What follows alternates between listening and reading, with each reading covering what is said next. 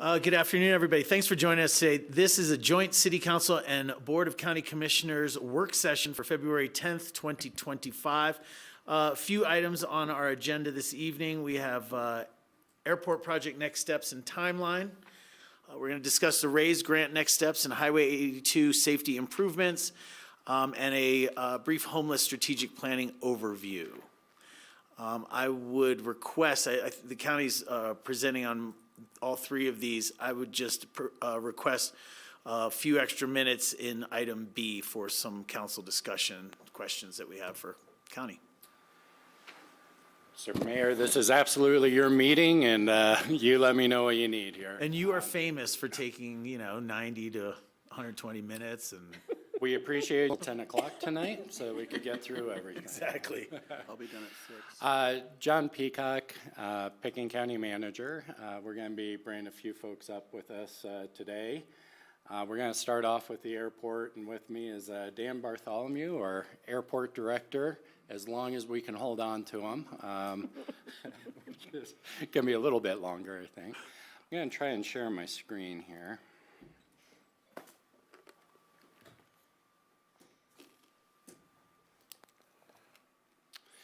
So we wanted to start up, and we've just prepared some really brief updates. See if this comes up on the screen for you. So briefly wanted to talk a little bit about next steps on airport planning. We got really clear direction to move forward with airport improvements and the nature of those improvements last November during the election. Following that, the county did submit a new airport layout plan consistent with the community conversations that we've been having really for many years now, and that was approved by the FAA. Contemporaneous with that, we negotiated and had a new fixed-based operator, sorry I put the acronym and not what it means in there, but fixed-based operator lease agreement approved that will provide significant funding for future improvements consistent with our community values as well as operations of the airport. And we got direction to move forward with next steps, and that's what we want to talk about, no pun intended, at about a 30,000 foot level. And now this has stopped moving for some reason. He's really good at technology. There we go, too. and I'm really good at Just to let technology. you know. So at a high level, we have really a number of phases of this project. The project really involves reconstruction of the runway, reconstruction of the terminal.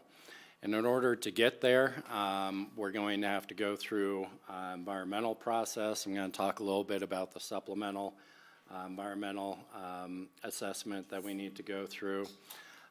We're going to need to both procure design and engineering services for our runway as well as our terminal, and then get into construction. And so it's a very, very high level conversation about some of those critical milestones. Starting with the environmental review process. I don't know if my cursor is moving up there, I think it is. In the environmental review process, that's really our first critical milestone. Really, our scope has not changed since our 2018 environmental assessment and finding of no significant impact. It consists of the runway shift and the new terminal. However, this is an FAA process and an FAA responsibility. The FAA has determined that it's warranted to reopen the environmental assessment process. And I don't know. Can I ask you to pause for a moment? Francie is joining remotely and doesn't have sound. That's a great way to attend a meeting. And Mayor, the only person I listen to more than the mayor in this room is my chair. Me too. All right. Okay, Francie, can you hear us? You won't have to listen to a lot because I can't talk that much.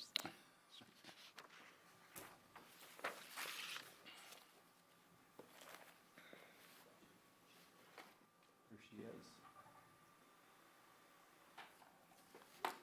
Francie, can you give us a thumbs up if you can hear us?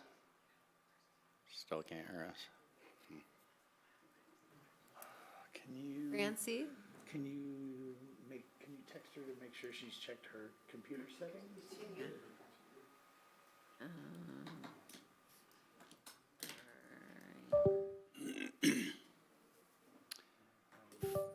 Francie, can you give us a thumbs up if you can hear us? Okay, great. Thanks, John. All right. Thank you. Yeah, thanks for the cue. Going back to the environmental review process, though, we'll look at air quality, noise, climate, and traffic. We will be using the FAA-approved airport layout plan and aviation demand forecast that was associated with that. And we'll be going through additional analysis. It is our goal to be through that process by the end of this year. That is going to take a lot of effort on our part, a lot of effort on the FAA's part to move through the EA. I think our last EA process took just north of 18 months. We're trying to move through this a little bit more quickly so that we can get in to final approved designs and such to meet some of the funding timelines for infrastructure grants. We are going to go at risk on design. Typically, we would get through the environmental process so that we would qualify for FAA grants for design and engineering. Again, because we're trying to meet some timelines for bill funding and infrastructure funding, we're going to go ahead and go at risk and start design procurement in this first quarter of 2025. We're reviewing RFQs for both runway and terminal design at this point.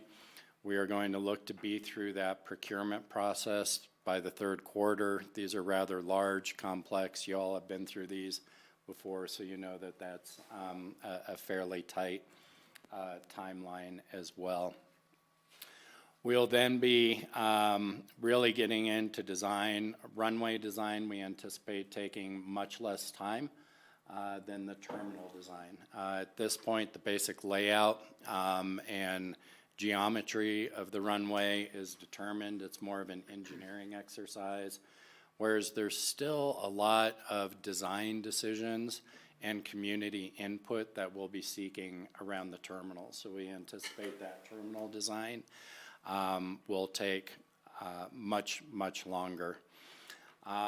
You can see in this we are looking to turn dirt on the runway starting in the fourth quarter of 2026 and limit really runway closures to one season. We anticipate that's going to be a pretty significant impact to the community. We need to get through design and project planning before we can guarantee that to the community, but this is what we're looking at right now, with terminal construction taking longer with the transportation connections, the terminal itself, and ramp. Looking to be completed with runway construction in the fourth quarter of 2027, and really getting into the new terminal full operations with multimodal transportation center in the first quarter of 2029. Obviously, a lot of this is going to shift as we get into design and engineering. The other thing that we got, and we're going to talk about two RAISE grants, or two types of projects. We have one RAISE grant that has been awarded, one RAISE grant we are still looking to apply for. The RAISE grant, which has now been, I think, renamed BUILD grants, really is about a $2.5 million project. The grant itself is $2 million. We have $350,000 match from the airport and $150,000 match from the EOTC.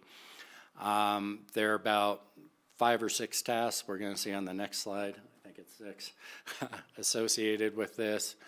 Grant project administration, I'm not going to really go through, but really what this grant is going to look at is all the different ways that we can more effectively connect the airport and the people traveling to, through the airport to their final destination through all forms of multimodal transportation. And so we'll obviously be doing a thorough review of previous plans and studies. Obviously, a lot of the conversations that are happening at this council table are going to be impactful for that planning process.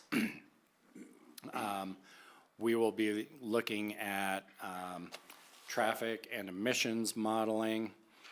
And then we're really going to be looking at all the different transit options that are being discussed and may be available to us to connect the airport with a traveler's final destination in the least impactful way to our community and to the environment.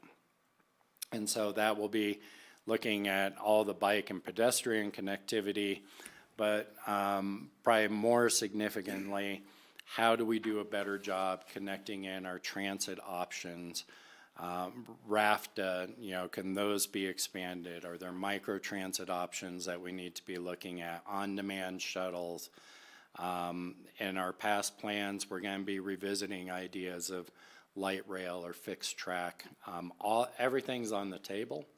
Right now, we'll be examining the feasibility and funding opportunities and how they align to other planning efforts that are going on in the community. What would come out of that is a transit conceptual plan to connect the airport, and then preparing the document so that at the end of this study, we are prepared to go right into a NEPA process, an environmental process, so we can prepare for construction. And so trying to keep it brief, it's a big set of projects, but before we move on to our next topic, I just wanted to have an opportunity for questions. Sure. John? Yeah, just curious, John, when do you hope to complete task 6?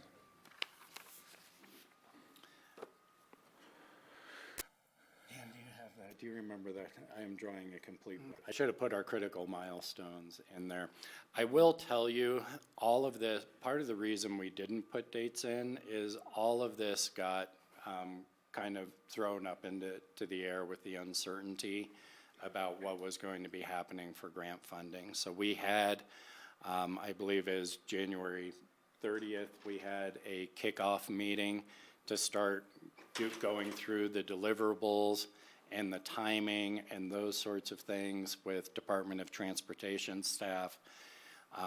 With the uncertainty that was created by the direction that came out of Office of Budget and Management, that meeting was canceled but by Department of Transportation, and that has not been rescheduled yet. So we really need to sit down with our partners at Department of Transportation to go through that schedule. We are also in the process of putting together RFQs right now to bid out this process, and some of these tasks are going to be part of that process. So John, hopefully we can come back with a more detailed schedule. We've kind of backed off. I had some dates in here that I actually took out because we had already missed the first ones, and so everything's slipping. We don't know for how long at this point. Understood. I'm just really excited to see where this goes, especially in light of the entrance to Aspen and how this is going to relate to that. Thanks. Bill? Thanks. Firstly, thanks to all of you at Pickett County for coming here, doing this with us. It's been a while since we did one. I actually think this is something we should be doing more of and more frequently. I see a lot of potential synergy and benefit to the community in doing this more frequently, so thank you. Thank you. My comment, questions, thoughts, you're probably all over, but I'm excited about the progress on the airport and the direction the community chose to go in on it. Thanks for your hard work so far and more to come. My concern along with that, as so many others, comes what happens when the airport's closed? What do we do, right? And the two things that I keep thinking of, which again, you are probably all over this, but in the rare event that you're not, worth considering, I think, are can we work with the airlines early to make sure that Eagle can absorb as much of our supply as possible, and so that people can plan to use Eagle, which is really not that much of an inconvenience if you can plan for it. And can we institute some kind of shuttle system to and from Eagle during that period? I think that those two things, and the more I think about this, I can't come up with a whole bunch of other brilliant thoughts, but maybe you have. But I think those two things, that if they're executed really well, will minimize the pain. So, Actually, we've already started discussing with potential partners about doing a ground transportation option to both Eagle and possibly Denver as well. awesome. Thanks so much. Grand Junction. Possibly. Yeah. Thank you for being here as well. I was wondering, have you changed the date of when the airport construction happened? For some reason, I thought it was, well, you said Q4 2026, so is it going to be a winter closure? No, so what we would do is we would take advantage of some pre-construction work, so stockpiling materials, maybe do some drainage work, anything that is not in the runway safety area the year before. We're actually going out in the spring, we'll be doing our geotechnical and survey work. So we're kind of front-loading some of the things we can, and then the actual shutdown / construction proper will take place in 2027. Summer 2027, that's the season. Well, you're probably talking from, let's say, hypothetically, March 1st through Halloween is our guesstimate. Okay. It's about a 9-month, 10-month period. Was it ever supposed to be 2026? I think we looked at it originally as possibly a 2026, but with funding and some other things that had to come around, the airport layout plan, the environmental, supplemental, things like that, that pushed it out to 27. Okay. And are we looking at 1 month closures still for the next couple of years leading up to that? Yeah, 1 month this spring, and then probably at least a month the following spring. And then I see on your timeline, where are the 2 votes that you have? You have vote question mark twice. Oh, yeah, I should have mentioned that. So, Said vote on it again. yeah, so our home rule charter has a provision in it that requires us to go to a vote. It's stricter than Tabor, so even though the airport is an enterprise fund, which wouldn't usually be required to go for a bonding vote under Tabor, our home rule charter does require that. And so in order to do the terminal and transit components, we are going to need to do some fairly significant bond financing. So we do anticipate having to have some question go out to the voters, whether it's a home rule charter amendment to make it consistent with the Constitution, or to have bonds approved, or what have you.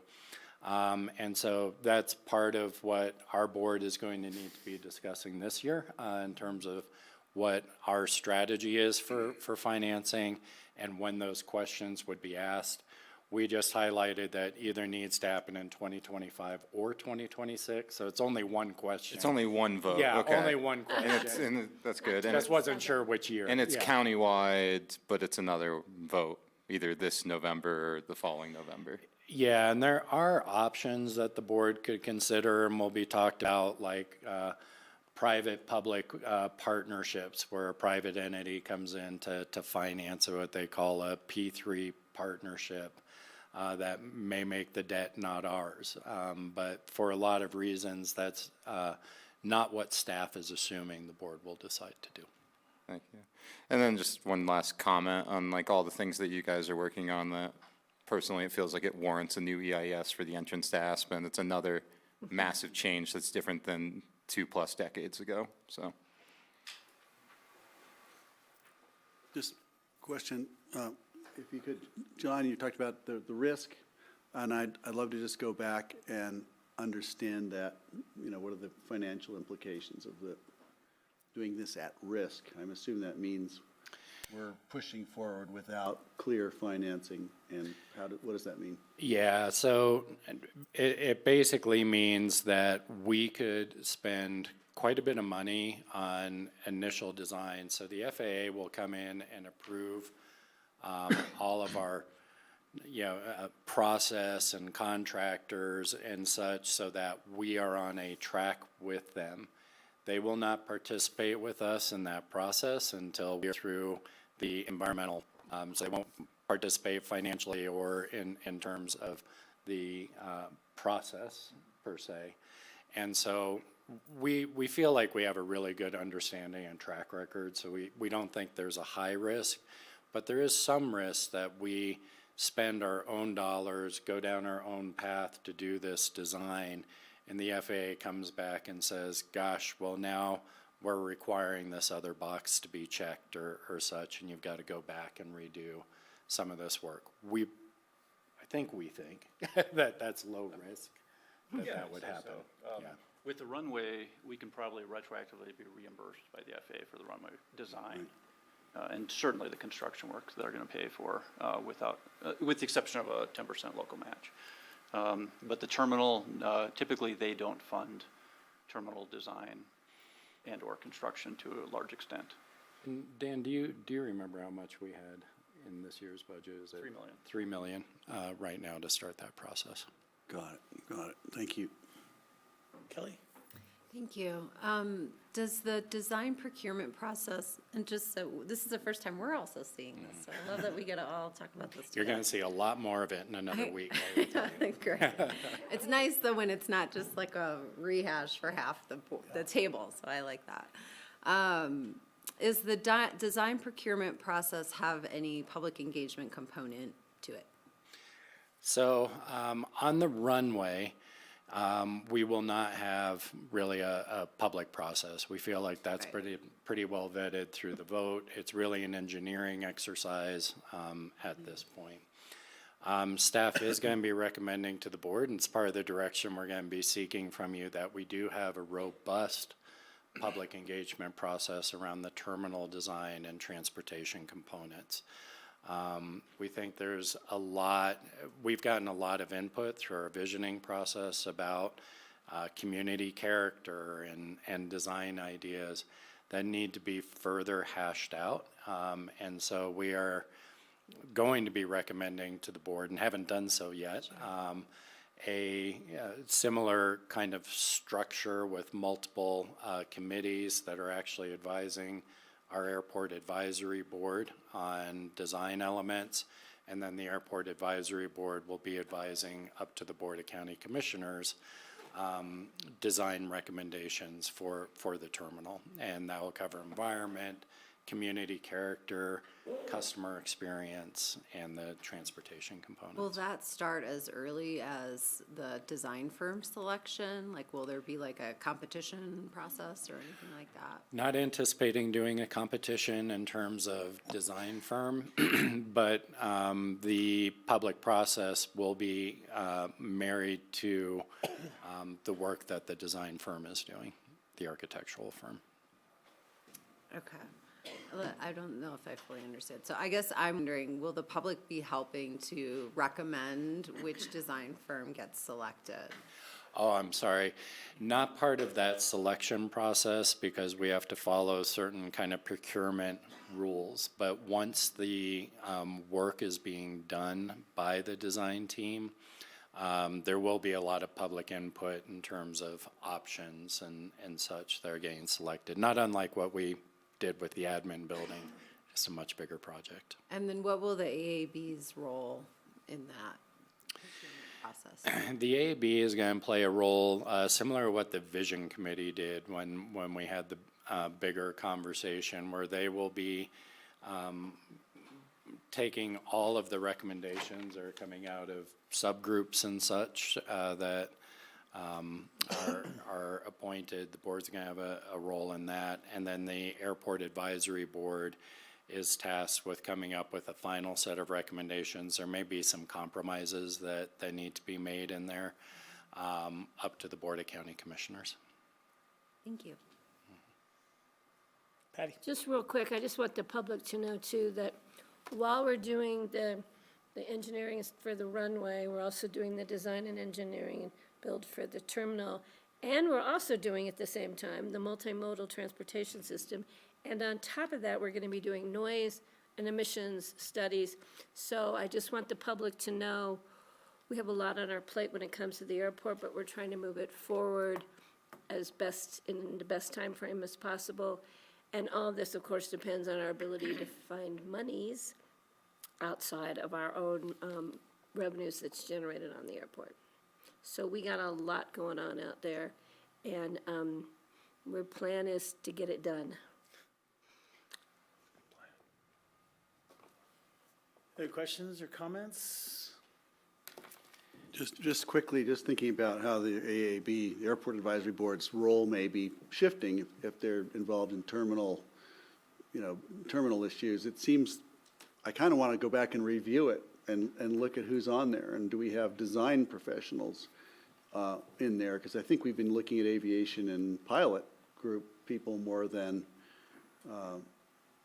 people who might be more focused on design for a community's airport. And it just occurs to me that might mix up a little bit. Is that correct? Is that something you've contemplated? You're going to have a chance to look at some of your airport advisory board members coming up. We have renewal applications coming up in the next few weeks. Yep, and we also will have a subcommittee that's working specifically on the terminal design as well. Yeah, so I'm just thinking the criteria may change a bit. Yeah. And then I just wanted to see if we're moving on to the other Highway 82 safety improvements. If our Zoom guru, do you see an Andrew? Almost. I think we have another question or comment. Well, I would like, maybe not now if it pivots us away from what's important and on the agenda, but I am very interested in having the city appoint someone to the AAB. That's what I was going to. Discussion about. I was going to bring that up. We still have an empty seat that you've asked for some city representation on the AAB. I think we were a non-voting member and a non-elected official was the request, I believe. Yeah, so the bylaws are written, it's, each of the municipalities has ex officio member, and then the idea was to try and get some of the technical or planning expertise that might be useful to have coordinated around the table. Okay, well, so council members, we will need to have a conversation and appoint somebody to that board. For clarity, are we talking about someone from the community that we It could be. appoint, someone from staff that we appoint? Sarah sat Not on it one of for the a bit. five of us? Sat on it for I a bit, recall that, but, yeah, not one of the five of us. So community member at large, probably, if we can agree on something like that. And I'll get a little more information maybe from you, John, about what we're looking for to put on the board and stuff like that will be most helpful, so. That'd be great. And that was my question. Wonderful. What a good team we are. Too funny. I know, and I'm sorry I was moving ahead of both of you. Any other airport questions? All right, let's move on to the next topic then. Could we promote Andrew Knapp and Brian Pettit as panelists? Because otherwise you're gonna have a really short presentation from me. Thanks, Dan. And I just want to publicly thank Dan again for his service to our community. We are very sad to be seeing Dan go, but very happy for the family decision he made to. And can we clarify that he's really not going too far away? We know where to find him when he leaves Aspen. Let's give him a city hall applause, shall we? Going to his family. We're keeping him on as long as we can. All right, did that give us enough time to get Andrew and Brian on? I'd like to introduce Brian Pettit, our Public Works Director, as well as Andrew Knapp, our County Engineer, who are going to tell us a little bit about planned Highway 82 improvements.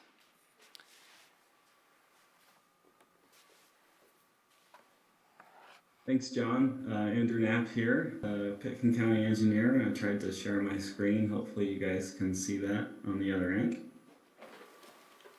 Got it. Cool.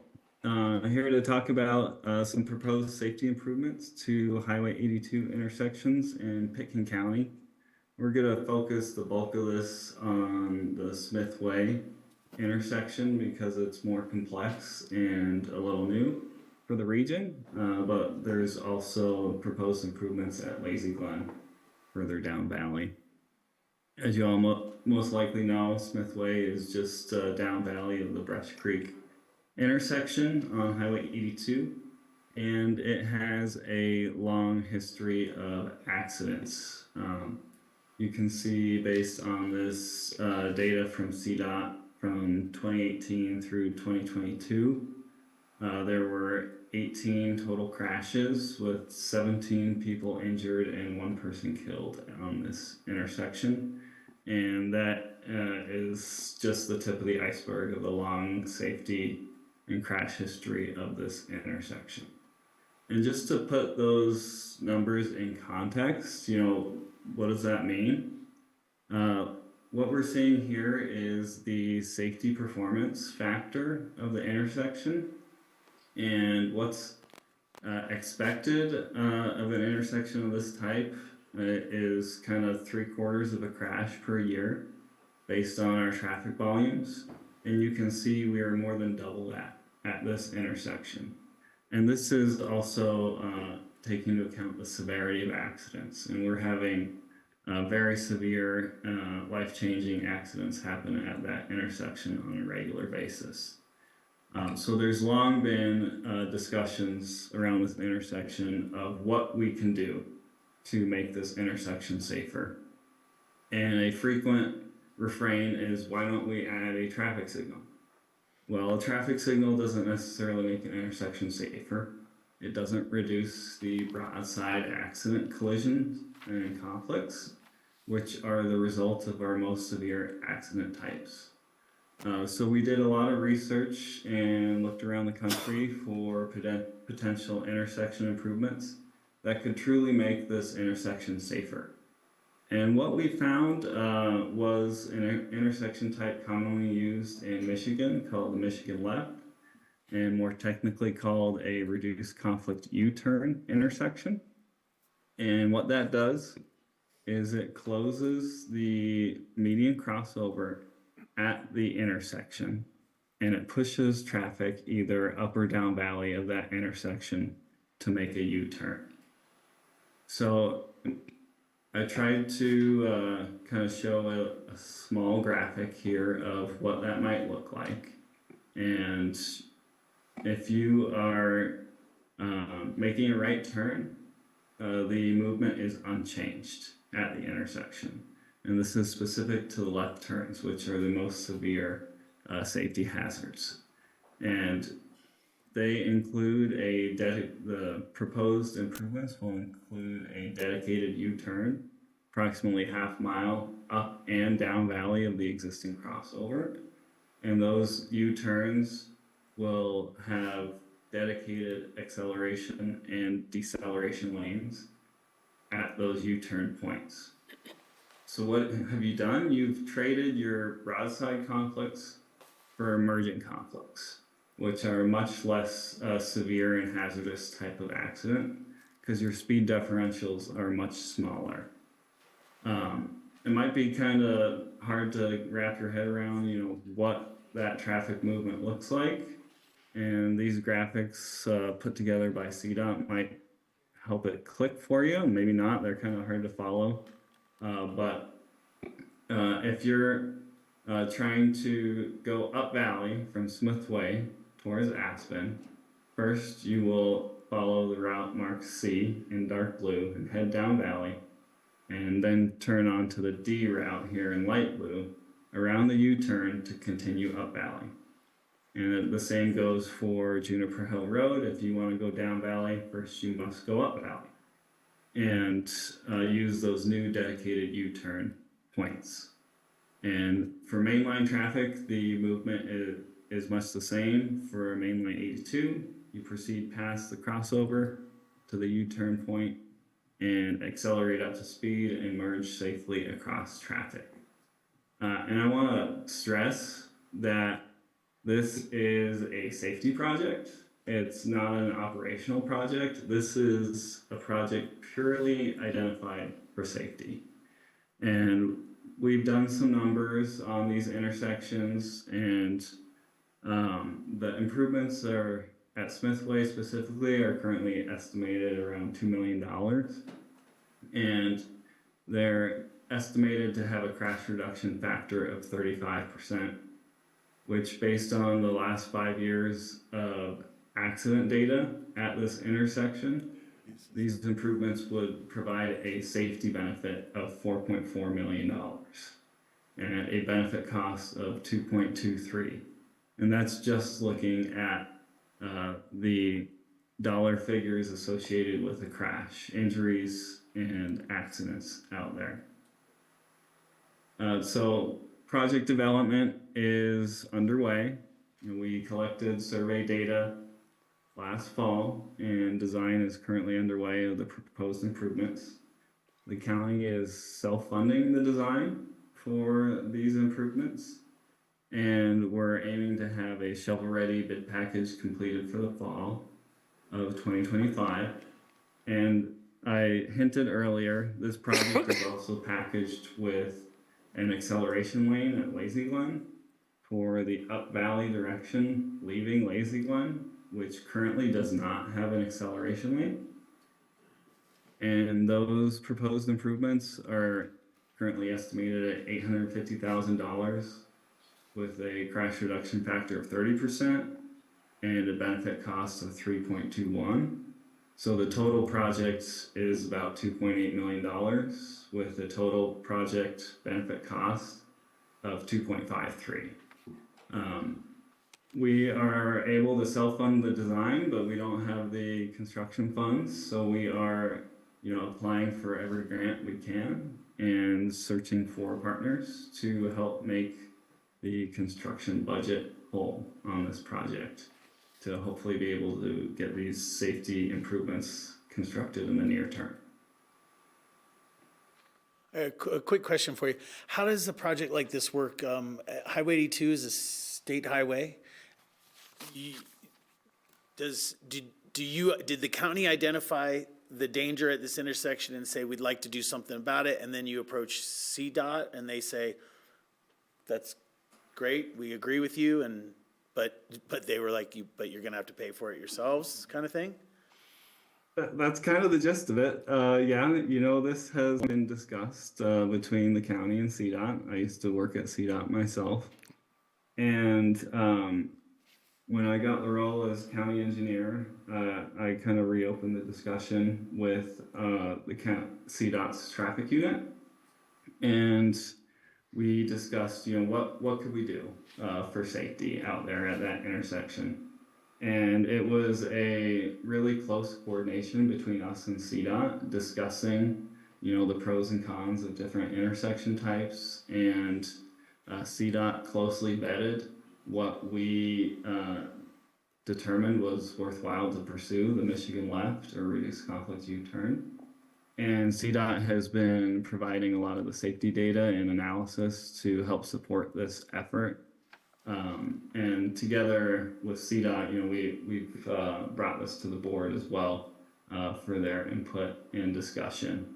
But the gist of it is they love the project, they're highly supportive, but they don't have any funds to bring to the table for the project beyond potential grant funds, which CDOT administers and we're applying to. And then they will ultimately be the permitting authority for the project to allow its construction on the state highway system. Thank you. Other questions on this part of it, Greg? Just wanted to clarify, a crash reduction factor of 30% means we'd be reducing crashes by 30%. Is that how that factor is used? It's multiplier? Correct. Thank you. So 35% or 30, reducing the number of crashes by that much for the work. Thank yes, you. and that, that's a paper expectation, right? That's what the book says. The real world will have the final say. Right, and that puts us back into the, I guess, a norm of some sort. Is that right?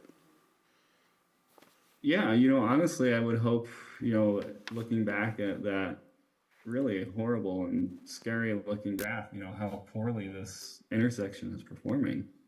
With the reduction of or elimination of these broadside collision types, the severity of accidents should plummet. And I would hope we would outperform, average here. But I can't make guarantees. Got it. Great, thanks. Michigan left is not nearly as catchy as the Jersey jug handle. We came up with some good names for it the first time we heard it. That cannot be repeated in public, so we will not bring them up today. Can I ask another quick question? Yeah, Greg. Andrew, could you just, that location is actually pretty complicated because there is, I think it's Brush Creek running right through it. Is it Brush Creek? I think it is.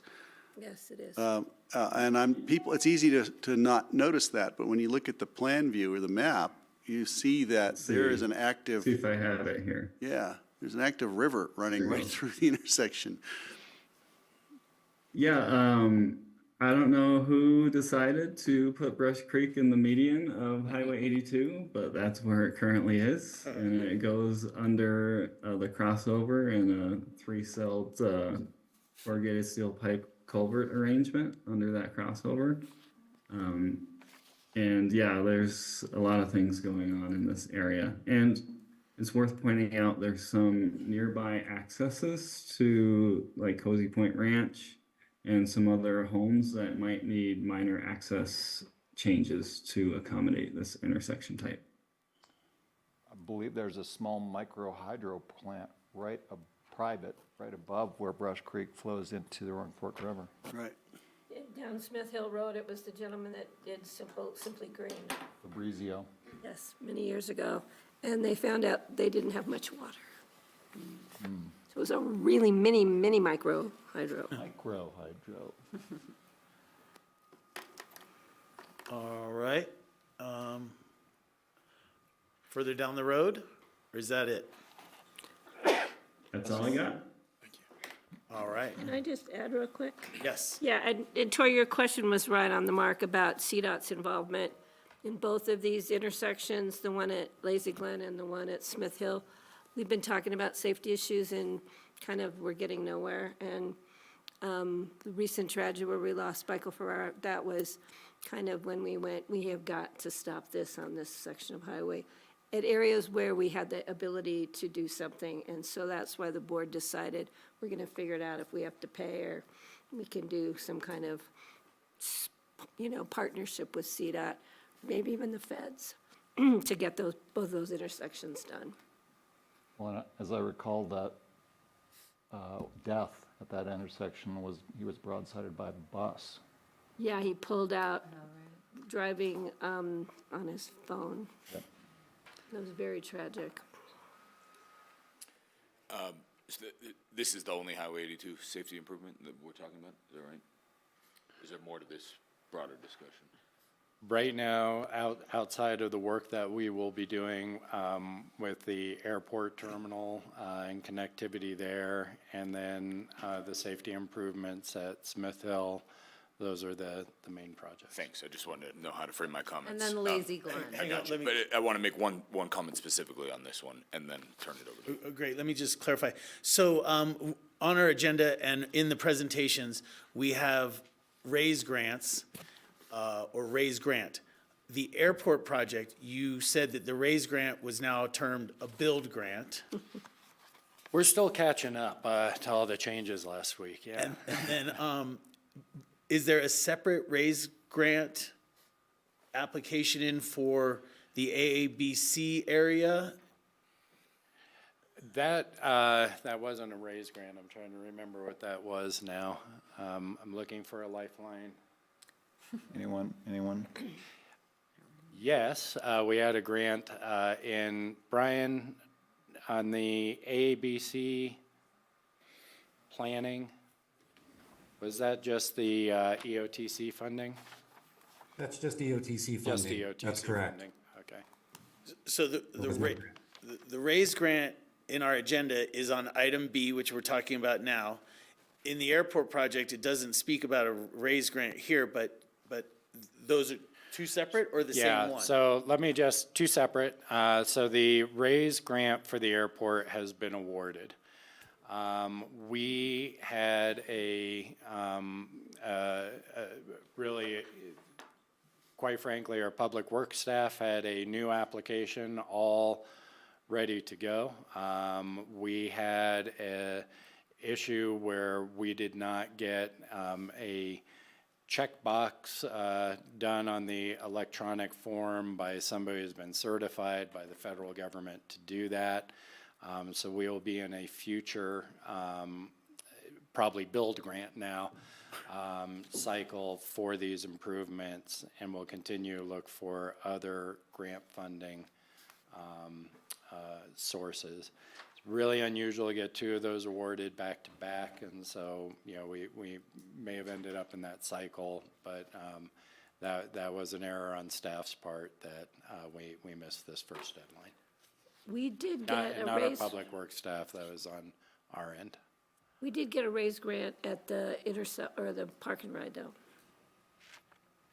That was I way thought that back. was a, Flap. That's a, That was a that's a flap. flat That was federal a means flat. That's access a flap, program then we had a grant. raise, now we have a build, so we're raising the flap to build it. I don't, Well, thank you for that information. Okay, so just to, Bill's got some comments on this, but also the few moments that I wanted to share were, or save in this area, were to talk about perhaps a little greater Highway 82 corridor. The conversation at the council table, because of lumberyard construction, the airport entrance to Aspen questions that are going on, we have some other questions about the entire corridor and maybe where there's other efforts that we can improve both traffic flow and mass transit and the like. And a lot of the conversations all of you have heard before because we keep talking about this topic forever. But things like an underpass possibility at the lumberyard in association with airport redevelopment and stuff, possible roundabout and roadway improvements, and other corridor improvements. But I'm going to let Bill comment here and then maybe lead into that. Thanks. Regarding Smith Hill Way, kudos to you guys for taking this on. This is a no-brainer to me. Super supportive of it. I think it's a perfect example of what our type of government should be focused on, is how do we improve the quality of life of our residents and people in our community. This is a perfect example of stepping in and improving upon that. So let us know if we can help you find the money, but I encourage you to get this done and get it done quickly. It's clearly something that's needed. Good work. Regarding the sort of broader Highway 82 corridor, let's call it the urban corridor, maybe from the intercept lot to the core of Aspen. If you had to set boundaries, that's probably where I'd propose to set them, but I think there's some flexibility there in my mind. I really think we need to work together on improving traffic flow. We clearly have a crisis level traffic problem that's not going to be solved with the entrance to Aspen discussion wherever that lands. As your staff mentioned today, CDOT doesn't have money, so waiting for the entrance to Aspen to be constructed or decided upon or anything like that is frankly a waste of time. So what I would like to propose we do is stand up a joint task force of our staff to focus exclusively on improving traffic flow in this corridor and exploring the types of things that Tori talked about: underpasses, overpasses, roundabouts, changing of signal timing, restrictions on turns, you name it, any sort of traffic device. I think that there's some low-hanging fruit, there's some medium stuff, and there's some larger, more challenging things to implement, but sitting around doing nothing isn't working for our community. It's unsustainable. I think we got to stop waiting for this, what some people think of as a silver bullet, this entrance to Aspen, which is so far from a silver bullet.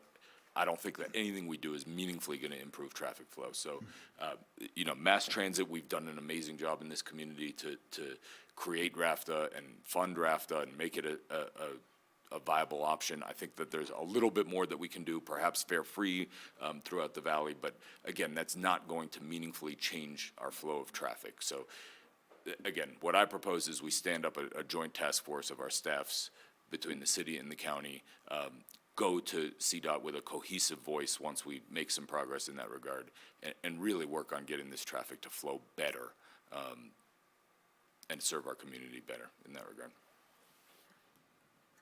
Thanks, Phil. Can I Yep. add? And I noticed that the sheriff just walked into the room. Interesting, Michael.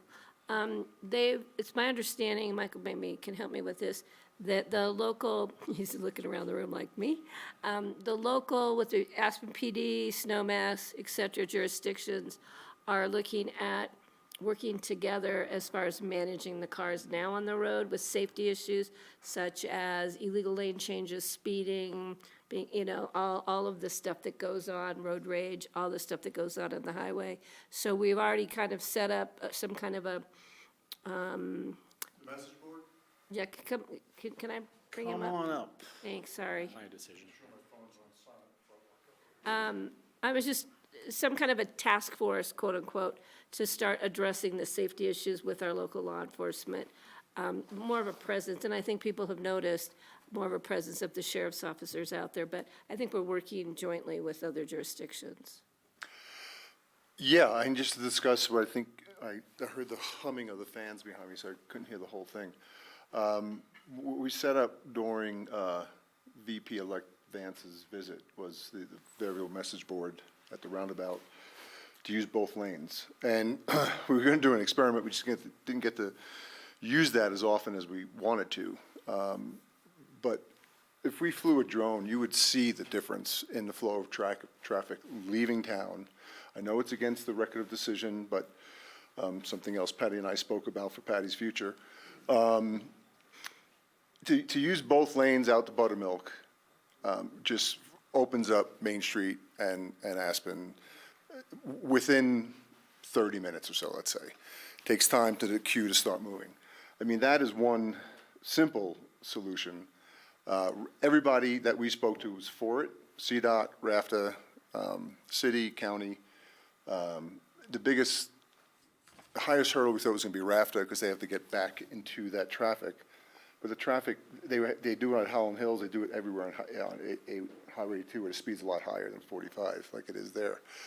So if that's what you're talking about, Patty, that did work. I'm also talking about the conversation you've been having with other jurisdictions about law enforcement and a presence on the highway, and then actually letting people know we're here, we're watching, you gotta slow it down, you gotta be safe, no tailgating, and safe lane changes, et cetera. Yeah, we have That's real new. a lot of presence, and not just presence. You know, I'll say I was raised as a baby cop and baby deputy that we gave warnings over writing a ticket. That was Bob's philosophy. No one benefited from a ticket except an insurance company, he would tell us. And we just educate the public. Well, as we know, the public is different over 20, 30 years. Warnings don't work.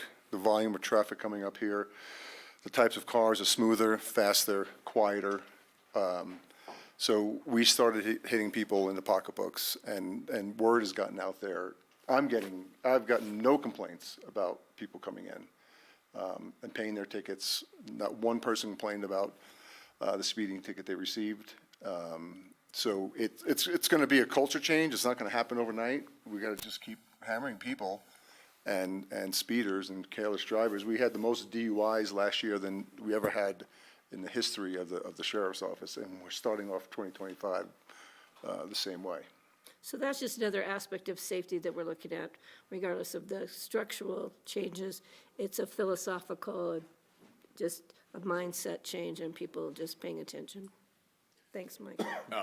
Thanks, Patty and Sheriff, I appreciate it. And I'm super supportive of that, and I think it's time, if not past time, to start taking a heavier hand with that to make sure that people are driving responsibly.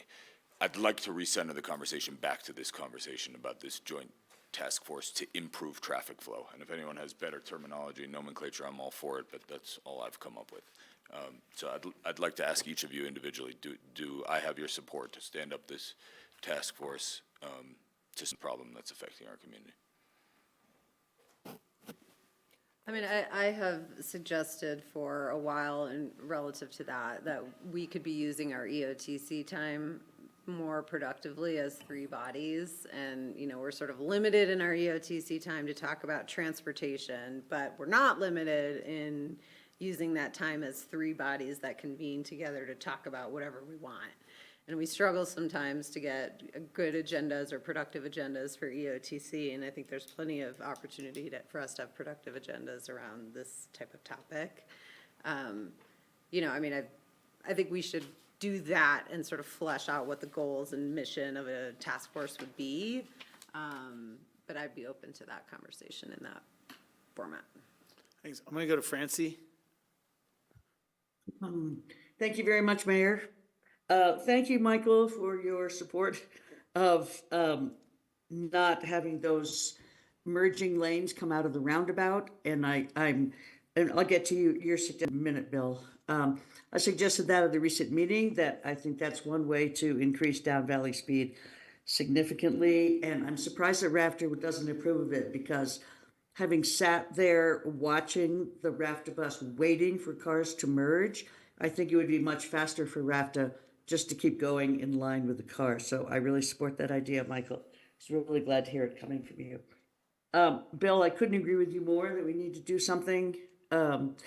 And I believe that connected with the airport and the RAISE grant, we are forming a, I don't know whether it's a task group or a committee or whatever.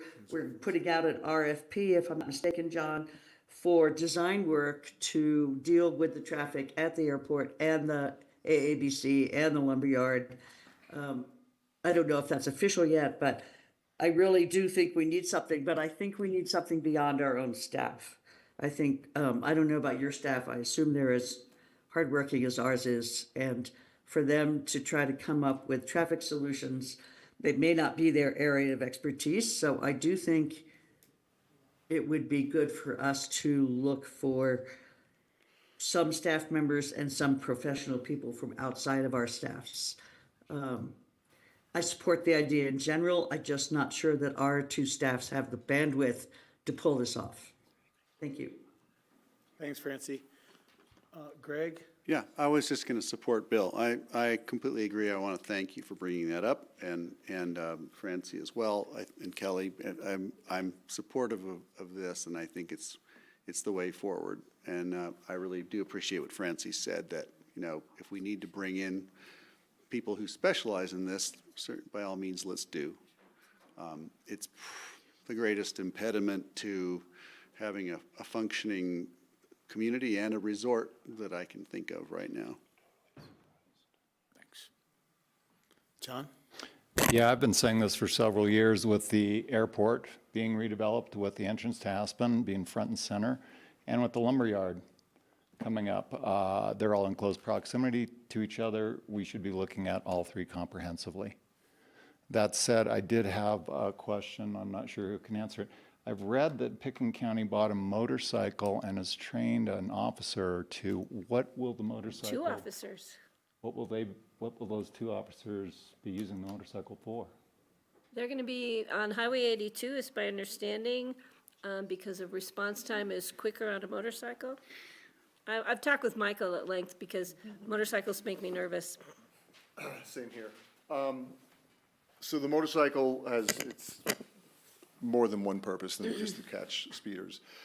You know, cars doing 80, and deputy needs to turn around and catch up to that car. They might not ever catch up to the car. It's putting people in danger, and et cetera. A motorcycle catching a car doing 80 is like that. So that's one reason. It's going to be mostly for what they call motor patrol. I never thought I'd be saying that. The other purpose, or another purpose, is when there's a injury, accident, or anything going on up the pass, the motorcycle can bob and weave through the traffic that is backed up for however long it's backed up. So that's the dual purpose, as we know, for the motorcycle right now. I think that's a lot of great thinking going into that. Thanks. Thank you. John, went for through clarity, could I ask, are you supportive of standing up this joint task force or not? I support Francie's position. I think she's made some excellent points about our staff. We've I know, I bet the county has given their staff plenty to do, and we've given our staff a lot to do. That says to me, we're probably gonna be hiring another full-time employee or something. I think we should approach it through the EOTC and see exactly what it is we want done. The county is already working on a lot of the things that you want them to work on, it seems to me. Okay, my counterpoint to those things is EOTC meetings are not super productive in my experience, and I think that they should be reserved for allocating the funding that the EOTC is responsible for overseeing, and maybe some of the initiatives that come out of this task force could be funded by the EOTC. But I think my interest would be getting the 10 of us, I think there's 10 of us total, out of this equation, and putting staff and any consultants that the staff deems appropriate in charge of this. I certainly agree with Francie and Greg that there may be elements of this or all of this that's out of the wheelhouse of staff, or where they may need more bandwidth or support.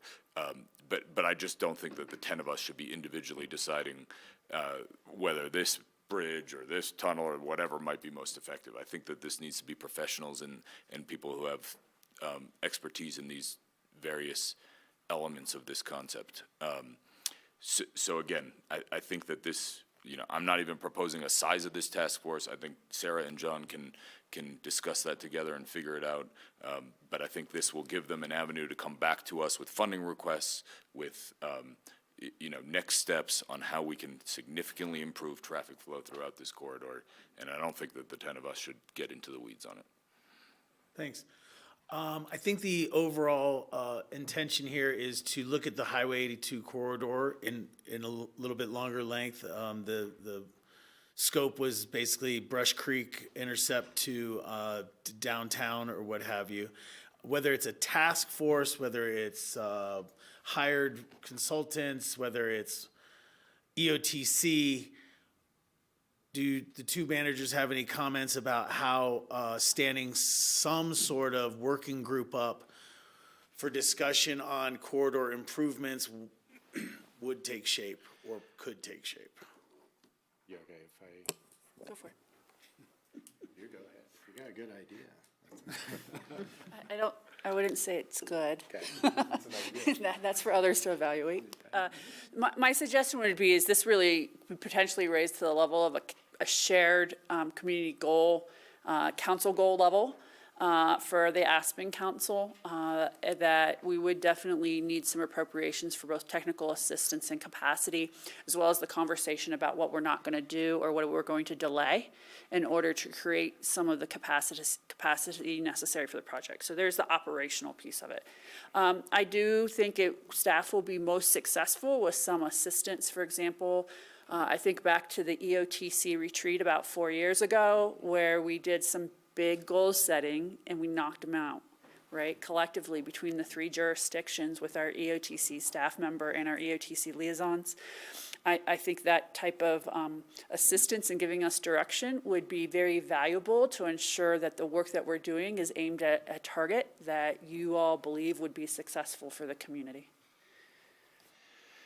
Not just build on, I hear the frustration with the limitations of EOTC conversations being around transit, and it doesn't allow, I think, Bo, I hear you saying is, gosh, this isn't the scope of discussion that's really going to solve the problem that the community's having. And so I'd like a chance to maybe sit down with Sarah and talk, because I think we do have an opportunity to do something where because we're bringing good technical expertise to the table in some silos right now. So what we're talking about is how do we get them out of the silos, and then how do we have a collective conversation where you all have some good recommendations in front of you and are actually able to move some projects that may solve larger problems. I actually think we've got a lot of the pieces coming together individually. To tie them together, I agree with Sarah. We may need some additional resource, but I think we may be able to, and I want to take the baggage off of our past experience with the OTC, because it's kind of we've got our technical staffs at the table there, but they're talking transit, right? And so if we have permission to think about how to expand that and maybe collectively bring some resources to the table, I think we could use that format and bring like what we're doing with the airport planning and what we're doing with Smith Hill planning in, so we're not duplicating that work. And we could probably come up with something, I think, really close to what you're looking for results-wise with the task force, whether we call it that or not. If both bodies are good with us exploring that, I think we could probably come up with some ideas. Yeah, I'm flexible on sort of the format of it, but it's not just permission, John, that I would be providing personally. It would be explicit instruction is, let's improve traffic flow for the benefit of all vehicles, not just mass transit. Fair enough. Thanks. Kelly, and then Sam. Yeah, I might suggest that we maybe agenda this for the next joint meeting, and if staff, if we can give direction and staff can accommodate, that perhaps at that meeting, we have fleshed out a little bit of a plan with some proposed goals for what a task force might do, as well as resources that it might need and trade-offs that each organization might have to weigh relative to work planning. Could let us come back to this and start to give it some shape. Thank you. Sam? Yeah, to what Bill is trying to say, to correct me if I'm wrong, I feel like he's trying to avoid the definition of insanity, which is doing the same thing over and over again and getting the wrong result. It's time to improve traffic flow, especially because a lot of rafter ridership is maxed out. And it was Bill who actually suggested making ridership free from Glenwood and Aspen, but we couldn't do it because they didn't have enough bus drivers. So we won't improve traffic flow, but we won't improve RAFTA either. And then you have the sheriff coming in and saying maybe we can use the bus lanes. And I know that would improve traffic flow because it's just logical. Don't need a study for that. And that's something we could experiment with. That's something I hope we can vote on and find a way to make sure that happens. And then lastly, Jacobs Engineering said that Down Valley Improvements was one of the highest scored rated thing that we already paid them to figure out. So there's a lot that can easily be done. There's already a lot that's been worked on, but it's time to do it rather than just talk about it. So whether, once again, it be a task force or something else, I mean, I would start with the sheriff's idea of, you know, getting rid of those bus lanes from the roundabout to the Buttermilk Light and seeing if it works as an experiment, if it has an adverse effect on RAFTA, going back if it's terrible, but yeah, you can speak to it, but that's where I would at least start and then talk about the other things. I'm sorry, I just want to say one thing. They weren't against it. But that's the point then. Well, why are we doing it? They weren't against it. They were just concerned how the driver's gonna get back in. So to me, it's a win-win. So we sit here, there's so many of us here, why don't we do it? Are we gonna wait till We the already next did it. meeting? Signs out there. So Oh, yeah, I can use both could, lanes going out? If I could interject here, because I was not aware this conversation Sorry. was going to happen. And there are broader, you know, we drew parallels to the airport. And I think that's the exact right parallel to draw, because what the conversation there was about grant assurances that we had made and commitments that were made in the past, maybe not by anyone at this table or table in recent times, but we still have those types of issues out there as they relate to the entrance to Aspen, and making a decision right now outside of that understanding may have bigger consequences to all of our budgets going forward. And I'm not sure this would be the place to do that without understanding what those grant assurances are that we made in the past. I just want to be really clear that that this conversation from the Diaz without that information could lead to some unintended consequences for all of us. Well, that would be a request for more information on how to get this done in a properly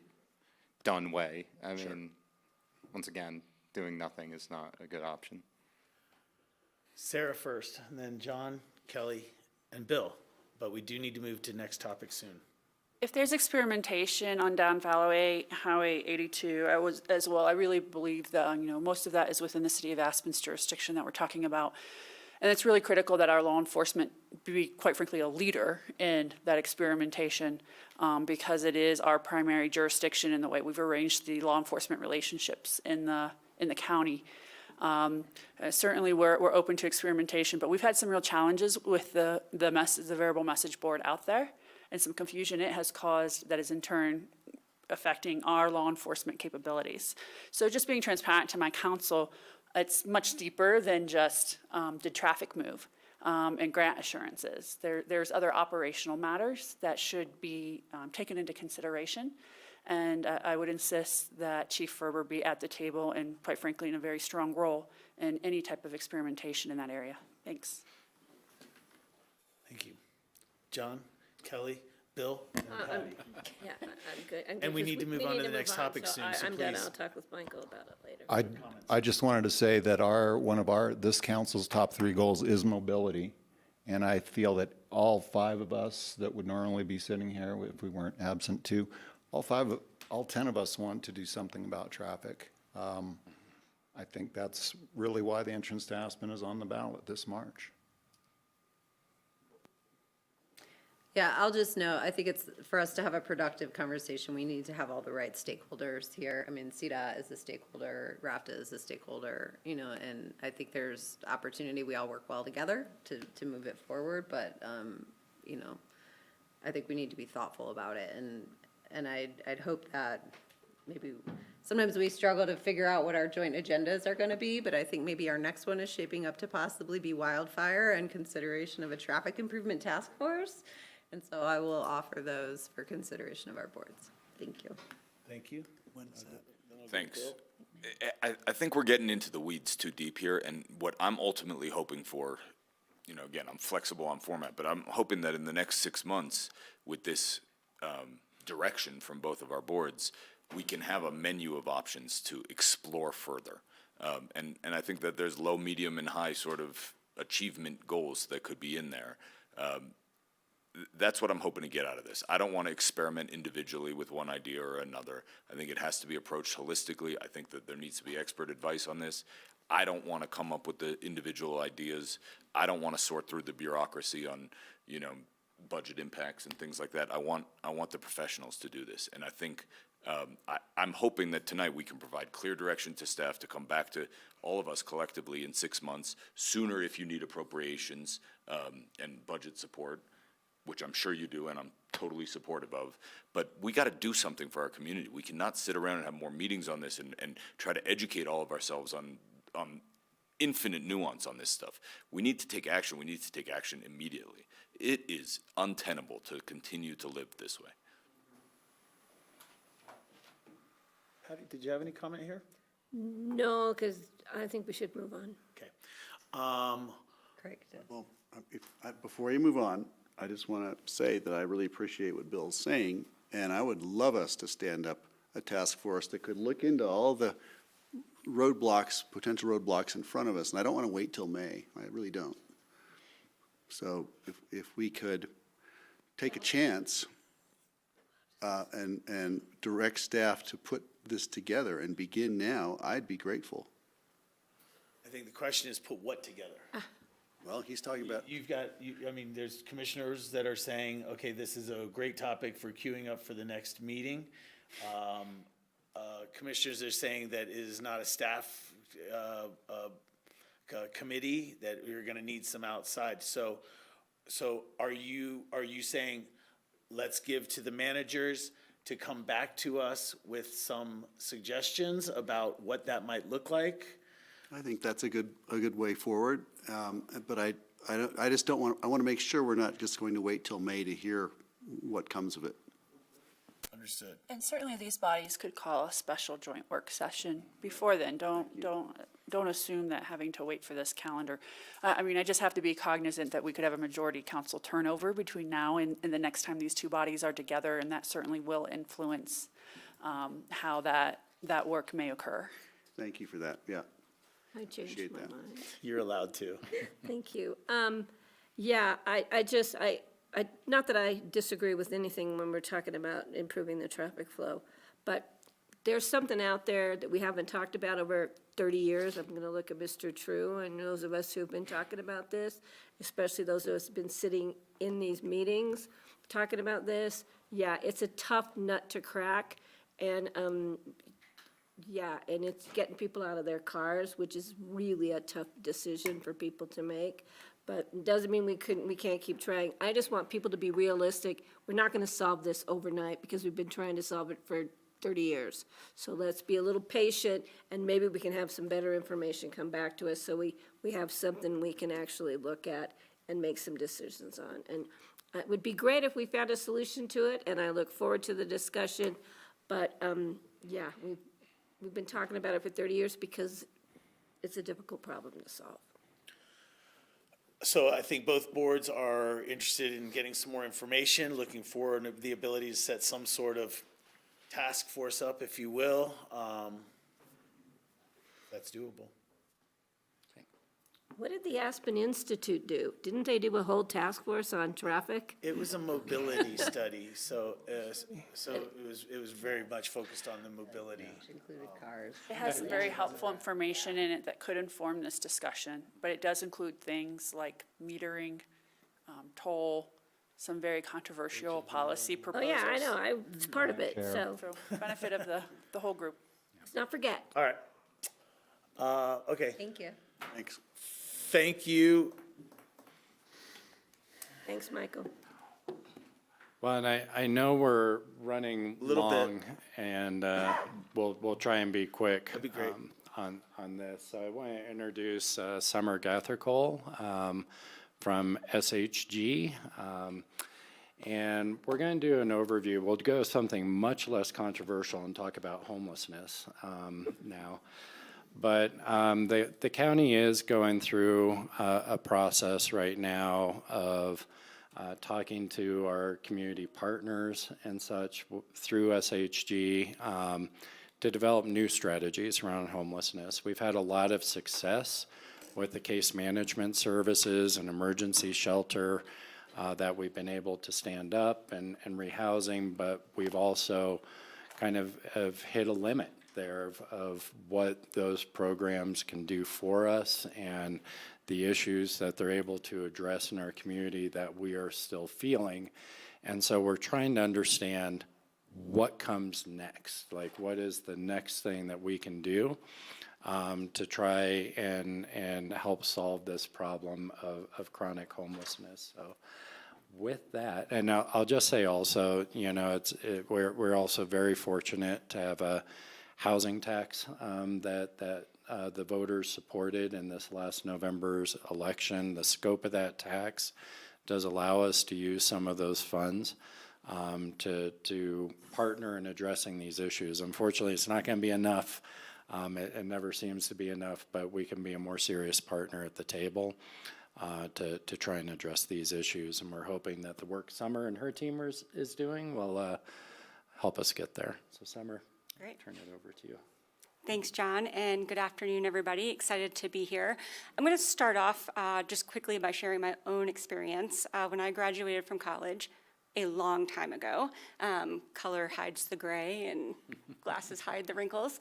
I moved to an area, I was living on the East Coast, where I was exposed to homelessness and poverty on a regular basis for the first time in my life, and I felt really compelled to do something about it. And quite frankly, if I'm honest, I didn't want to give money because I was worried that I would be giving it to someone who was addicted to alcohol or drugs. I didn't want to give food because that didn't seem satisfying enough, so I started volunteering at a homeless shelter. And I started going every Monday night, and I think the people who were there were probably just as leery of me as I was of them in the first couple of weeks. But I kept going back, and we got to know each other. And I worked with a lot of people to help them prepare for job interviews, look for jobs, get education and training. And I also did a lot of listening, and I did a lot of learning. And I realized that a lot of the assumptions that I had were wrong. You know, that most of the people that I was meeting weren't choosing to live in the shelter. They fell on unfortunate times that they It wasn't because of bad choices per se. I had met with one gentleman who was working in a restaurant. The manager embezzled some money. The restaurant closed down suddenly. Took him about 6 weeks to find a new job, but between the last paycheck and the next paycheck, he couldn't make rent and he got kicked out. I talked to another gentleman who quit his job to take care of his mom, who was very sick. And he felt that she had sacrificed so much when he was growing up that he wanted to do the same. But after she passed and he paid for the funeral services, there wasn't anything left. So again, he ended up losing everything and staying at the shelter. So I share all of that because I want to make sure everyone knows that a lot of the assumptions and perceptions that we have about people who are homeless are not accurate. I think back to the Great Recession when I lost my job and my parents called me and they said, "We're here if you need us. If you need some financial backing, we've got you." My first response to that in my head was, "Oh, heck no, I've got too much pride to let that happen." But my second response really was, how lucky am I to have that support and that safety net when there's so many people who don't have that? So it's just my way of kind of sharing with you that there are a lot of people who are unhoused, and that's not their choice. There are a lot of people who are unhoused and they don't have a mental health condition. They are not addicted to drugs and alcohol. They're not dangerous. And quite frankly, they're not trying to use the system. They really want to get back on their feet and have the dignity of a roof over their heads and work that they are proud to be doing. What I would also share is that one of the reasons what I found out through helping people look for jobs and actually running the DC Department of Labor was that while a job is a step, it's really hard to get and keep a job if you don't have a house, if you don't have an address where someone can send your W-2, if you don't have an address where you can get your paycheck back in the day before direct deposit. There's lots of, if you don't have a way to clean yourself, if you don't have a way to store your things. And so housing really is really important, more than almost anything else when we're trying to help people. What I will also share is that there's a lot that we don't know about people who are unhoused. We define homelessness as someone who is living out in the streets, living in the shelter, living in their car, couch surfing, perhaps living in a overcrowded unit, if you will.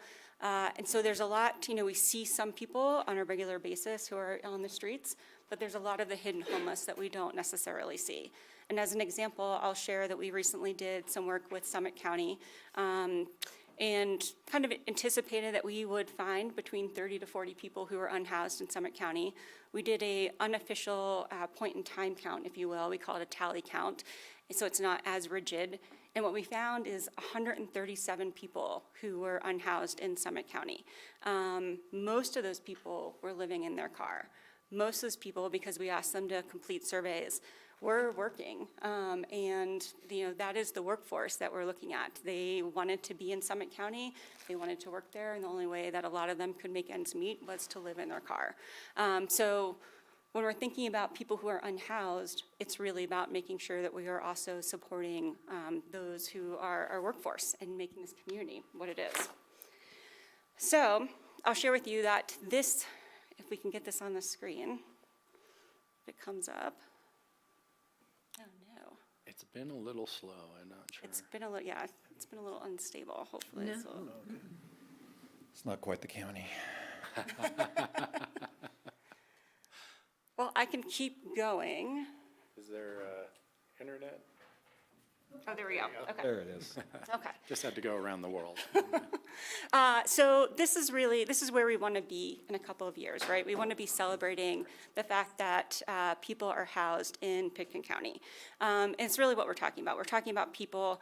We're also talking about the economic impact. So one of the things that we found is that the average cost to support someone who's chronically homeless is approximately about $40,000 per year. The average annual cost to support someone who might be in permanent supportive housing, which has a roof over their heads and provides wraparound supports, is about $13,500. So that's a lot of savings per person if we can get the person housed and provide the supports that they need. We need to take into account, if you think about that $40,000 per year, that's not just the social services that someone might be relying on. That's also the cost of law enforcement involvement, visits to the emergency department. So all of those things really add up. And I'll also, yes. Are those numbers relative to Pitkin County and our valley, or are those from Denver? They are national numbers, so it's the National? average, yeah. So the average, I would say, is between 30 to 50,000 per person is kind of the range typically. Thanks. Yeah. What I also want to point out is kind of the subheader to the Road to Ending Homelessness is how the community worked together. And what we found and what other communities have found is that in order to really address homelessness, it is a community approach. So there's no one entity that can solve homelessness on its own. It's not the government, it's not philanthropic entities or private sectors or nonprofits. Every one of those have different assets. Everyone have different strengths, and really leaning into those and leveraging those is how communities can come together to really address homelessness. So what I want to share with you is a couple of examples of potential solutions. If they come up on the screen. Here we go. And so what I want to be really clear is that we are still collecting data right now. So we are still collecting data. We are looking to find how many people, as close as possible, that we can find the number of people who are unhoused in Pitkin County, talking with them to understand what are the supports that they need in order to be successful. Once we have that information, we will be coming to the county and sharing, here's the recommendations, here's the low-hanging fruit on how to address homelessness, here's the longer-term solutions that you might want to consider. These are examples of potential solutions, and I share this because I want you to know that they are multifaceted. There's programs that we might say this is something to consider implementing or expanding or scaling. There's population solutions in terms of looking at multi-generational homes, diversion programs for people who are cycling through emergency response, policies that we might come forward and say these are things for the county to consider in terms of removing building fees, offering utility construction permit incentives. These are a handful of probably almost 24 solutions that we've already started brainstorming about. But it's too early to say anything right now because we just don't have all of the data. That's what we're working on gathering right now.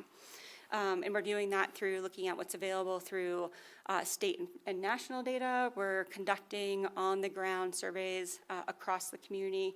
We've hired 2 individuals who are local to Pitkin County who are out and about talking with people who are unhoused, whether they are couch surfing, whether they're in overcrowded units, sleeping in their cars, again, to really understand what are the supports that they need in order to be successful. So our goal, in addition to just looking at all of that data, and talking with other communities who have addressed homelessness. We are looking as hard as we can to find other mountain resort communities that have successfully addressed homelessness. I will say that that is a little bit of a challenge. There are other communities that have successfully addressed it, but the mountain resort ones are not ones that we have found that have been able to kind of crack that code yet. But we're still talking to lots of different communities. And we're looking at what some of those best practices are. What we will do is take all the information, conduct the analysis, and come back with some recommendations and some solutions and options. And essentially, what we will be putting forward is almost a series of mini business plans, if you will, so that for every option or recommendation that we put forward, we say, here's the things that you need to know in terms of that option or solution. Here's the cost drivers, whether it's capital infrastructure costs or operating costs, other funding sources that could be leveraged, the internal operation processes, critical success factors, the risks, and then dashboards so that you can measure progress towards implementation. So we really want to make sure that you have all the data that you need in order to be able to make an informed decision once those recommendations are put forward. So that was a very high-level overview. We don't have an ask right now of anything because we're still conducting the analysis, except that I will just share that this QR code is the link to our landing page where we are updating and providing information on the work that we're doing. Anyone who's listening from the public, anyone here, welcome to join us as community champions. We have our kickoff meeting for community champions in first week of March. That's really gathering different individuals from across the community to help us positively promote this work. Hear the questions that are being asked by community members so that we can address them publicly and also help us develop solutions. In addition to that, we've also established a lived experience advisory council where we have invited people who have been homeless previously or who are currently homeless to also work with us to develop solutions so that we know that things that we are putting forward are realistic and reasonable and going to have the impact that we are wanting to. So with that, if there's time, I'm happy to take questions. Thank you very much. John? I just had a comment. Summer, thanks so much for your hard work on this and your dedication to this issue. I think we're very lucky to live in a community that has the ability to address this in a compassionate fashion. Thanks. Thank you for the support. Mine's real quick. Ladies first, please. Bill? Have you presented this to Northwest Colorado Council of Governments? No, we have not. We should talk. I think this would be a great little presentation with that and the Economic Development District because they kind of, the issues, reading them. So we'll work on that because I think this needs to be a regional information gathering. Sure. Bill? I feel like I have to preface my comments because everyone thinks I'm so evil. But I'm deeply empathetic and compassionate to people experiencing homelessness. I've volunteered in homeless shelters and homeless soup kitchens my entire life. I support Lift Up financially on a regular basis. I'm very empathetic and compassionate. I don't think we have a homeless housing problem in this community. I think we have a behavior problem. I think we have a mental health problem. And I think that this approach is the wrong approach. I appreciate your presentation. You're clearly very intelligent and experienced in this. I don't think that that's what we're experiencing in this community right now. I think we've long had homelessness in this community. I don't think it's solvable. We have one of the highest housing costs in the entire country. I don't think that there's a strong appetite, and if others feel differently, I respect that, but I don't think that there's a strong appetite for building housing specifically for rehousing homeless people in this community. But I do think that there's serious mental health issues and there's serious behavioral issues that our current approach is not working with or not working for. There's a lot of law enforcement professionals in this room that I think agree with me on that our approach to trying to correct the behavior isn't working for our community. And that's the real issue. So I don't think housing's what our focus should be. Our focus should be is how to change behavior. And I don't think housing's going to do that. Yeah. Could I just add, so Bill, thank you for very honest comments there. And we do not necessarily disagree that there are significant gaps in our mental health services and needs there that are also impacting the community. We are going through a similar process on the mental health side that's going to sync up with this planning, whether you agree that the solution is possible or not. But we do recognize that some of the population absolutely is experiencing mental health issues as well as our house population. And so we are going through a similar strategic planning effort. We're actually working with SHG to be sure these efforts are integrated to your point so that these solutions that we come up with address both. Thanks. Mm-hmm. Sam and then Kelly. Bill Guth, respectfully, I like you, and I do think you're a compassionate person. I just would maybe ask for a little suspension of belief, as a person who has a sibling with a very strong interaction of mental health, substance abuse, and housing instability experiences in her adult life. The single biggest indicator as to whether she relapses is the stability of her housing situation. For as long as her housing can be stable, she can remain sober, she can access therapy, she can get her behavioral health needs under control. When that stability goes away is exactly when, you know, she relapses and I don't hear from her for years. So I just would maybe consider that that's a real story, not just for one person, but maybe for a lot of people. And that the housing first model is what helps to create the foundation for the behavioral issues to help come in to control. So thank you for your consideration. Thanks for sharing. Yeah, and this might be rhetorical, but I remember going to the Colorado conference with all the elected leaders, and the homeless worker in Thornton, Colorado, told us about how they had a program where they were housing people in this like hotel, the homeless, and then they started getting homeless from all the surrounding communities. So why it's rhetorical is because I think a lot of what you said is very nice and compassionate, but it's also a question of how you don't become like a haven for the homeless as well. And I think that's a very, very difficult thing to do, because I love the idea of being able to help the people that need our help, that you can get back on their feet or give them the stability they need. But I also feel like you shouldn't create a program where you become like an attraction to homeless people to just come here just because it's nicer than other places. That's not the intent, and I just want to make that clear. Could I respond to that real quickly? Sure. Because it's a valid concern, you know, the concern of if you build it, they will come, right? Or if you fix it, they will come. What we have found is that that is not so much the case in rural areas, because a lot of the people who are unhoused in the rural areas and communities like Pitkin County are part of the workforce, and that's where there's a difference kind of that lies there. So it's definitely a valid concern. We've heard it, but it's definitely not something that's as prevalent in more of those rural communities. Yeah. And then one other comment, I won't use his name, but I hope you're working with local law enforcement. There are local law enforcement here that know every homeless person here by name, know their stories, know everything about them, and they have a lot to offer when it comes to building that nuanced program to help who is here and not necessarily try to attract more. Yes, thank you.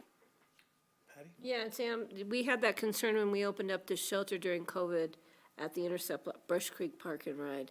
And we were blessed at that time. We had a gentleman who was homeless who knew the homeless population. So he was vetting that exactly what, because that was a concern for us. Oh, we're going to go to Aspen and they're going to put us up and feed us and blah, blah, blah.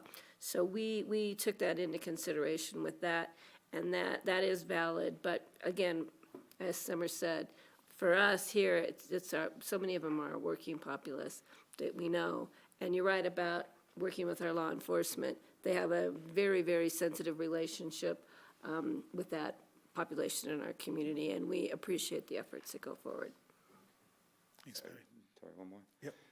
And just as another example, we talked about like levels of tolerance. So we had a situation outside of Panerai Jewelry this summer, and I guess this is more for the public to like understand that if we don't hear from you, we don't know it's necessarily going on. We see with our own eyes. So if there are complaints to be had, it's really wonderful because we were able to mitigate that situation as best we can, because that was unacceptable behavior. So addressing it case by case definitely helps as well. What I would add, if that's okay, just real quickly, is encourage people from the public to visit the landing page. There's an opportunity on there to submit questions, to submit suggestions. We're open to hearing all of it. And certainly, again, also want to encourage them to be community champions so they can be part of the solutions. Thank you so much. You're still in data gathering stages of your work and stuff. I think what's maybe something to take away from here is that different folks have a different lens on which they see this and they interact with it, right? So behavioral might be a large concern because that's kind of what we saw in the downtown, bless you. I think county is looking a little bit more globally. Obviously, your territory and area is larger, so I think you see a lot of variance in the homeless issue. We appreciate the work that you're about to do. This has been a council topic for 2 years now. And we look forward to any information and work we get on this topic. So thank you so much. Thank you. Appreciate it. That is our last agenda item. We have 15 minutes here before 6, and we're going to lose some folks pretty quickly. So if we can, move into our next phase of the meeting. Would you like to start? If I may, Mr. Mayor, Okay, city should call a special Yeah. meeting. So this is a call to order of the Aspen City Council special meeting for February 10th. We're gonna have to move out of here, aren't we? Roll call for attendance. Here. Tori, I can stay a little longer. My schedule's here. flexible. Stay in this room, or does the ground? Not here. Here. Roots has to shut down. Yeah, they closed that. Mayor Tory. Yes. Mr. Mayor, you, Need to make a motion. under our charter, you have to take public comment for a special meeting. And then I will introduce the major purpose. Thank you very much. This is an opportunity for members of the public to address council on items that are not listed for public hearing. Are there any members of the public to speak on any items this evening? They're gone. Seeing none, I'll bring it back to council table. Mr. Mayor, staff's requesting that council go into executive session pursuant to C.R.S. Section 246-424A, purchase, acquisition, lease, transfer, or sale of any real, personal, or other property interest. 4B, conferences or attorney for the local public body for the purpose of receiving legal advice on specific legal questions. And 4E, determining positions relative to matters that may be subject to negotiations, developing strategy for negotiation, and instructing negotiators. Specific item of discussion tonight involved the lease, transfer, acquisition, real property interest by APCHA, and contract negotiations and communications with council regarding such subjects, including applicable deed restrictions. Due to market forces, negotiation strategies, and confidentiality demands of parties involved and necessitated by the subject of specific legal advice, which further disclosure would be a detriment to the city's strategic position. The exact properties cannot be disclosed. Mr. Mayor, if council votes to go into executive session will be recorded, and the recording will be maintained by the clerk for a period of not less than 90 days. Further, this executive session, council expects to invite various members of the Pickens County Commissioners, I believe all of them, as well as various county staff members, in addition to city council staff members. Thank you. A motion? Fancy on a different site. Before you do that, Pickens County will also move to go into executive session on I its just own have a behalf. question. Is Francie on a different Zoom in? Does she need to be on a different link? I'm here. We'll be using this link, waiting for grassroots to shut down.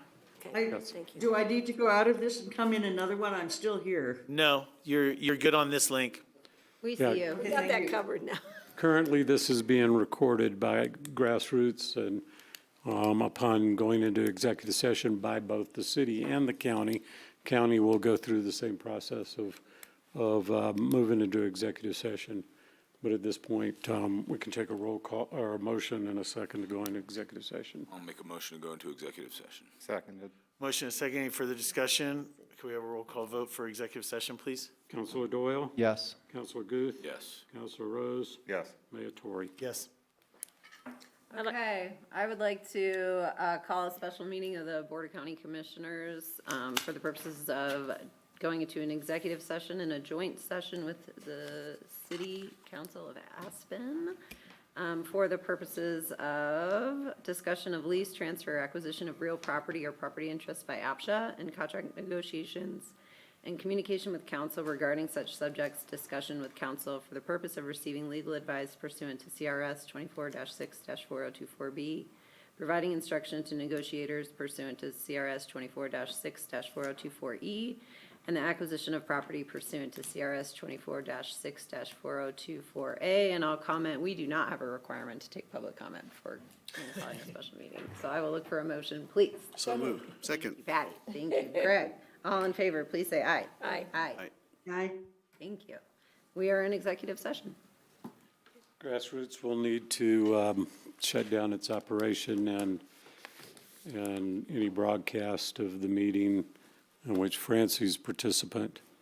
So there should be a brief break while that takes place. We just need 2 or 3 minutes while we finish up. Thanks, Indor. Thank you as always to Grassroots.